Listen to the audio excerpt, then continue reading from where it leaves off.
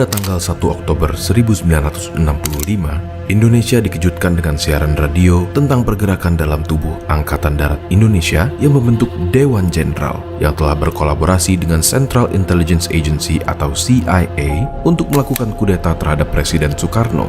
Untuk menindaki upaya tersebut, Gerakan 30 September atau G30S yang dipimpin oleh Letnan Kolonel Untung telah mematahkan upaya tersebut dan menetapkan Dewan Revolusi Masyarakat untuk menjalankan pemerintahan di Indonesia.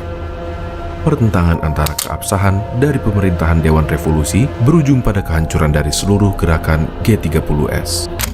Selain dari pertanyaan siapa dalang dibalik gerakan yang berujung pada pembantaian tersebut, beberapa ahli mulai mempertanyakan apa yang melatar belakangi gerakan G30 yang berujung pada genosida. Contohnya, sejarawan seperti Benedict Anderson dan Ruth McVeigh menganggap bahwa PKI tidak memiliki motif yang baik untuk melakukan kudeta terhadap Soekarno karena posisinya yang relatif sudah kuat dalam pemerintahan, melainkan hasil dari pertentangan internal di dalam tubuh militer Indonesia dan hubungan yang kompleks bersama PKI. Faktor inilah yang kemudian menumpuk dan berujung pada malam berdarah tersebut. Dalam video kali ini, kita tidak akan mencoba untuk menjawab siapa dalang dari peristiwa tersebut, melainkan kita ingin menjelaskan kondisi pemerintahan Indonesia dan sejarah hubungan antara berbagai aktor yang di kemudian hari akan terlibat di peristiwa G30 SPKI.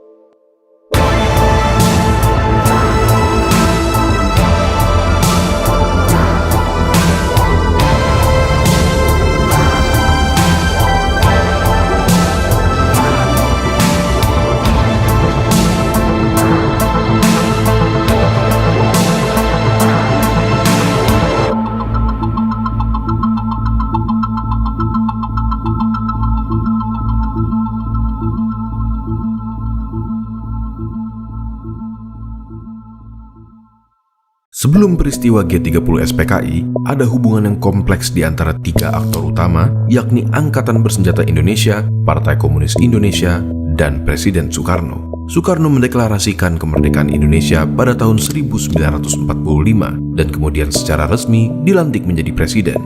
Setelah itu, Indonesia harus menghadapi berbagai agresi militer dan situasi perang dingin di mana praktik perang proksi menjadi kian semarak. Maka dari itu, Soekarno memerlukan alat negara yang dapat segera digunakan untuk operasi militer yang dapat dimobilisasi dengan cepat. Sebagai orator yang ulung dan pemimpin yang berkarisma, Soekarno mampu menggalang dukungan dari berbagai masyarakat untuk mengambil bagian dalam mempertahankan negara.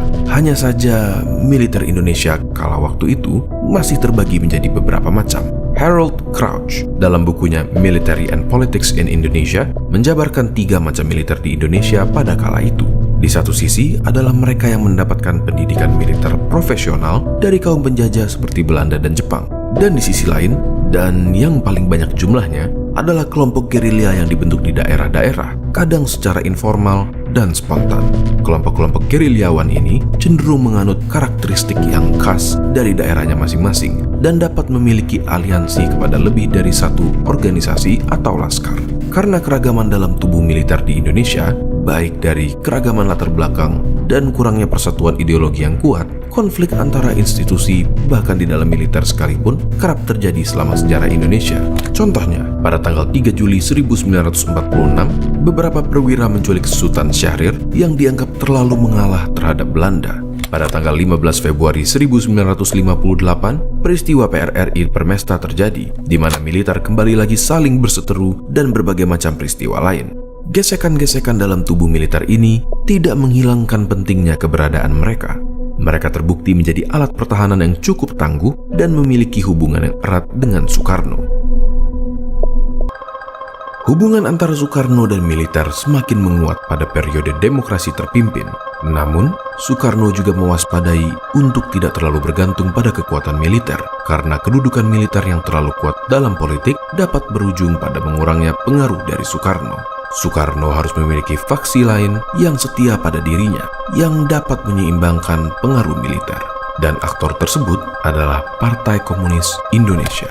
Kemampuan terbesar Partai Komunis Indonesia bukanlah kemampuan berperang, namun kemampuan menggalang dukungan massa, terutama dari pekerja dan petani. Para pemimpin PKI menyadari bahwa doktrin materialisme historis dalam komunisme tidak dapat diterapkan di Indonesia karena masih lemahnya kelas proletariat dan kelas borjuis. Selain itu, PKI tidak memiliki kekuatan senjata yang dapat menandingi militer. Alhasil, PKI lebih memilih jalan damai untuk mengambil kekuasaan dan ideologi yang lebih fleksibel untuk diterapkan di kondisi sosial Indonesia. Dengan memiliki hubungan dengan Soekarno dan menyuarakan narasi nasionalisme, PKI mendapatkan legitimasi yang semakin meningkatkan statusnya di masyarakat. Hal ini bukan berarti PKI tidak mengalami konflik. Demi memperkuat basis dukungannya, PKI juga mengejar strategi front persatuan yang luas antara kelas buruh, kaum tani, borjuis kecil kota, dan borjuis nasional yang bersendikan persekutuan buruh dan tani di bawah pimpinan kelas buruh. PKI juga harus menjalin hubungannya dengan partai yang dibuat oleh Soekarno, Partai Nasionalis Indonesia. Hanya saja, PNI memiliki basis pendukung yang berwatak konservatif dengan kebudayaan Jawa yang kuat.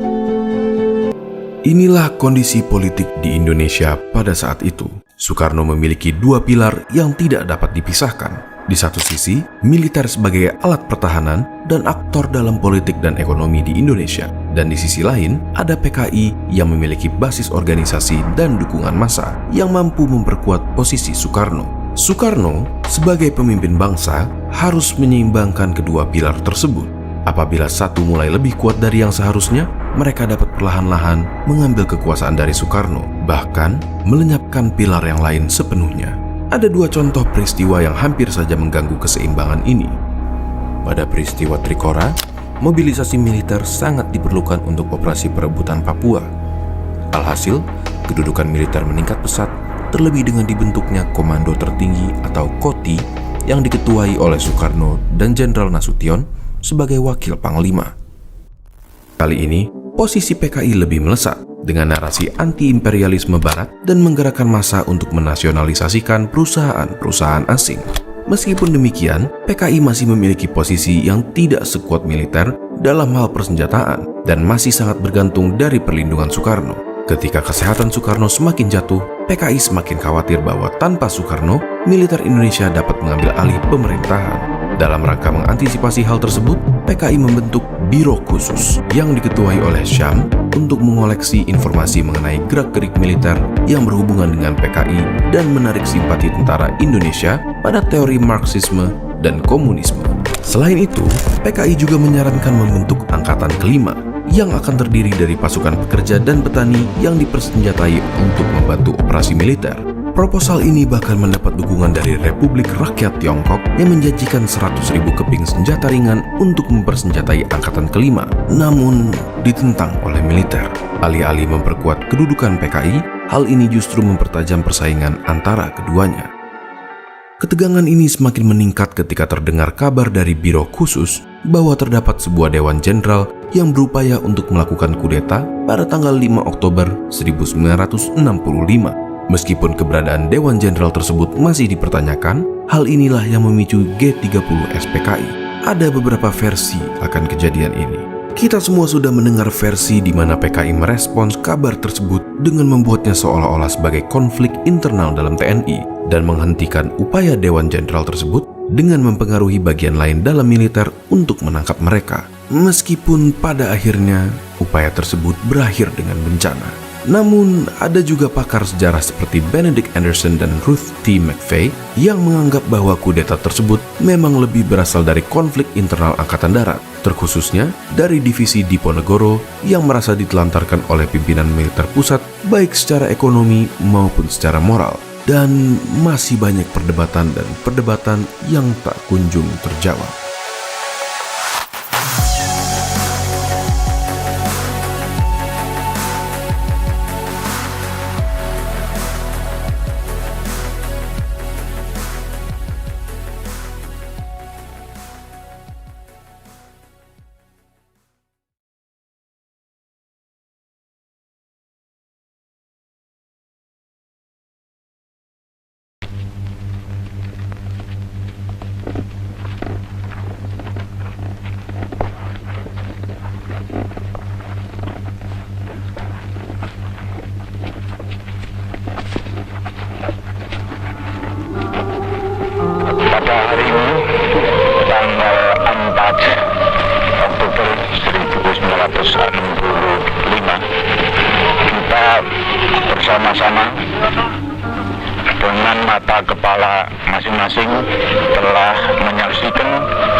suatu pembongkaran daripada penanaman jenazah para jenderal kita, ialah 6 jenderal dengan 1 perwira pertama dalam suatu lubang sumur lama. Sebagaimana saudara-saudara telah maklum bahwa jenderal-jenderal kita dan perwira pertama kita ini telah menjadi korban daripada tindakan-tindakan yang biadab dari petualang-petualang yang dinamakan Gerakan 30 September. Kalau kita melihat tempat ini adalah di Lubang Buaya. Daerah Lubang Buaya adalah termasuk dari daerah lapangan Halim. Dan kalau saudara-saudara melihat pula fakta bahwa dekat pada sumur ini telah menjadi pusat daripada latihan Sukwan dan Sukwadi yang dilakukan atau dilaksanakan oleh Angkatan Udara. Mereka melatih para anggota-anggota dari Pemuda Rakyat dan Gerwani. Satu fakta, mungkin mereka itu latihan dalam rangka pertahanan di Bangkalan, akan tapi nyata menurut anggota Gerwani yang dilatih di sini, yang sekarang tertangkap di Cirebon adalah orang dari Jawa Tengah, jauh daripada daerah tersebut. Jadi kalau menurut fakta-fakta ini, mungkin apa yang diamanatkan oleh Bapak Presiden, Panglima Besar, pemimpin besar revolusi yang sangat kita cintai bersama ini, bahwa Angkatan Udara tidak terlibat di dalam persoalan ini, mungkin ada benarnya. Akan tetapi tidak mungkin tidak ada hubungan dengan peristiwa ini daripada oknum daripada anggota Angkatan Udara. Oleh sebab itu, saya sebagai warga daripada anggota Angkatan Darat mengetok jiwa, perasaan daripada patriot Angkatan Udara. Bila mana benar-benar ada oknum-oknum yang terlibat dengan pembunuhan yang kejam daripada para jenderal kita yang tidak berdosa ini, saya mengharapkan agar supaya para patriot anggota Angkatan Udara membersihkan juga daripada anggota-anggota Angkatan Udara yang terlibat dalam petualangan ini.